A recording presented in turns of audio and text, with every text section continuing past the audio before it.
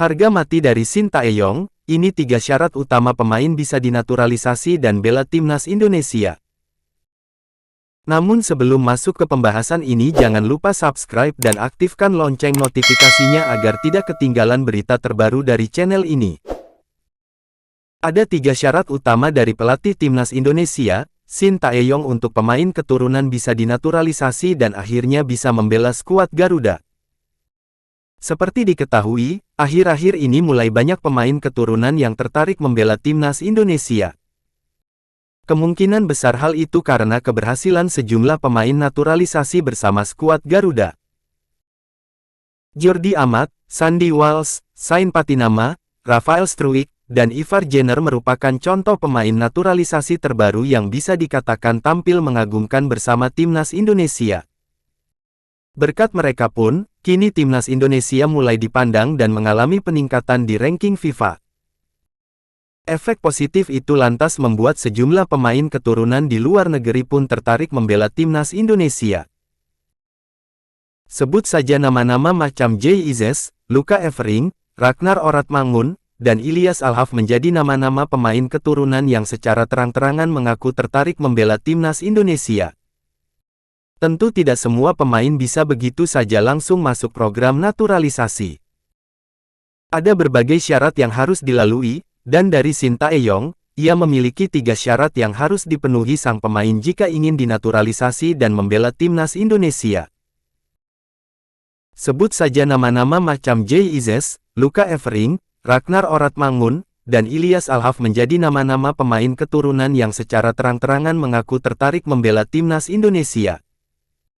Ketiga syarat itu adalah yang pertama tentu sang pemain harus berdarah Indonesia. Sejatinya naturalisasi bisa saja dari pemain asing yang sudah lama tinggal di Indonesia, namun Shin Tae-yong tampaknya lebih tertarik menggunakan pemain keturunan. Lalu, syarat selanjutnya adalah sang pemain skill yang mumpuni dan memiliki rasa tanggung jawab. Jelas Shin Tae-yong ingin pemain yang dinaturalisasi adalah pemain hebat, karena itu skill bermain yang di atas rata-rata serta memiliki rasa tanggung jawab adalah syarat selanjutnya. Untuk dinaturalisasi, pemain itu mesti berdarah Indonesia, memiliki teknik yang bagus, dan bertanggung jawab sebagai pemain timnas Indonesia, ujar pelatih Korea Selatan berusia 52 tahun.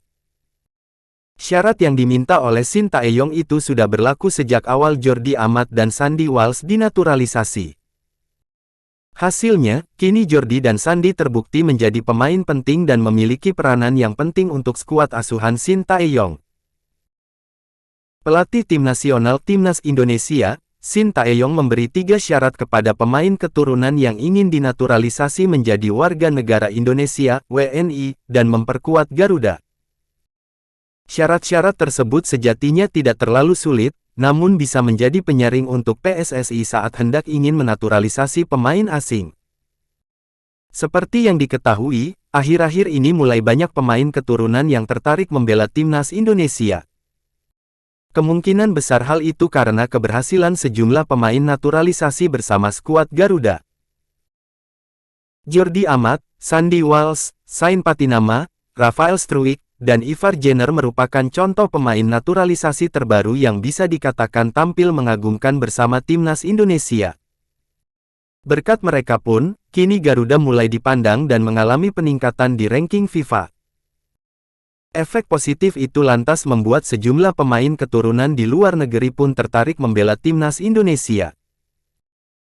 Sebut saja seperti Jay Ises, Luka Evering, Ragnar Oratmangun, dan Ilyas Alhaf menjadi nama-nama pemain keturunan yang secara terang-terangan mengaku tertarik membela timnas Indonesia. Tentu tidak semua pemain bisa begitu saja langsung masuk program naturalisasi.